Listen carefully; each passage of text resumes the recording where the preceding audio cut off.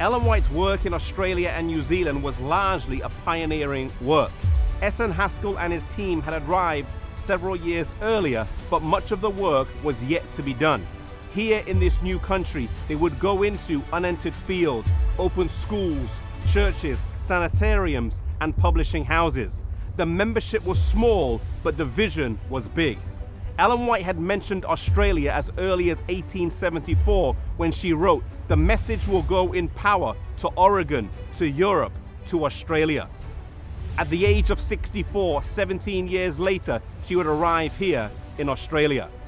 The original team had originally docked in Sydney, but they would end up settling here in Melbourne, and this city is really the birthplace of Adventism in Australia.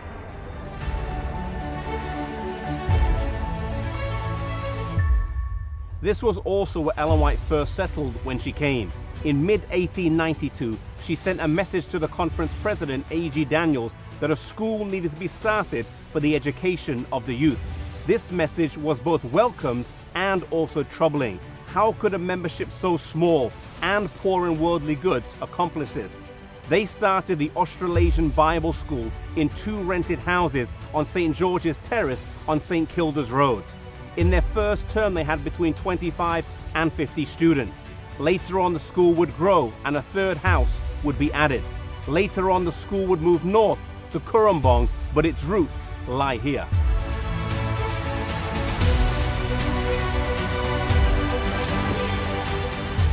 Early on, the publishing work was started, and a building on the corner of Ray and Scotchmere served as both accommodation and publishing house. The first copy of the Bible, Echo and Signs of the Time, was published in January of 1886. Later on, they would purchase a property here on Best Street for $1,400, and a 3-story building was erected. The publishing house would stay here until it would move in 1905 to Warburton, where it remains to this day.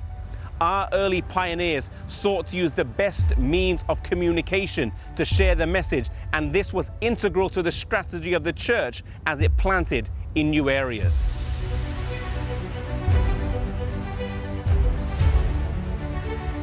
Here in the Edinburgh Gardens, they also held the first tent meetings that would later on lead to the first Adventist church in the Southern Hemisphere, the North Fitzroy Seventh-day Adventist Church.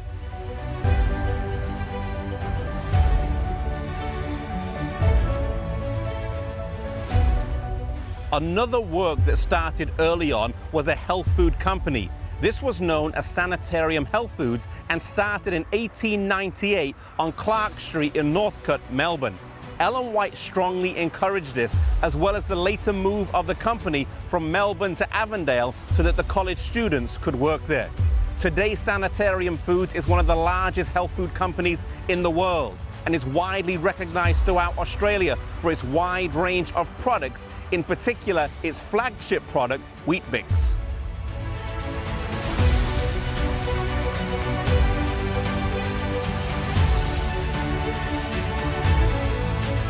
The financial support given by Sanitarium to the work of the church is in line with the instruction Ellen White gave about the health food work, that it is God's gift to his people and the profits are to be used for the good of suffering humanity everywhere. This is perhaps the best illustration of this close working relationship anywhere in the world.